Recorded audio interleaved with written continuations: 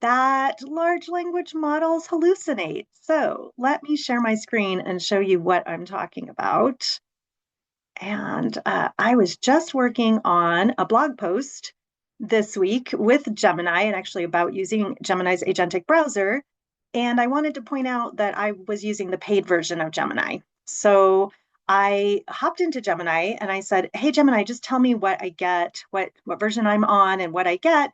And Gemini told me, "Oh, well, there's no annual purchase option for the plan that you're on. I'm using the free trial of the Google One AI premium account through my student account as a Idaho State University student."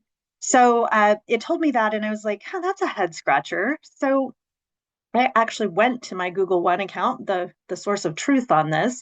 And in fact, there is an annual option that saves you money. So I pulled open Gemini's agentic browser here. I asked Gemini and I said, "This is weird." When I was chatting with Gemini, it just told me there were no annual options. I was like, yeah, that's a hallucination. And a reminder, this is for all of us, that we need to verify. There's, in fact, a pretty substantial discount if you pay annually.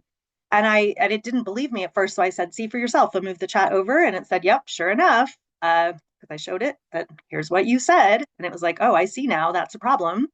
And then it said, "But luckily, you still have a year and a half left on your student plan." I'm like, that's weird. So it says you have a year and a half. I'm like, no, that math is not mathing for me. Touche, you caught me red-handed doing some absolutely spectacular AI math. It's 9 months away, not a year and a half. So just your reminder, as you're working with these large language models, they're wonderful and delightful. My blog post will be about how agentic AI completely saved my sanity as I was planning a wedding during a very busy period of my life. However, always verify and go to trusted sources. Happy prompting, you all.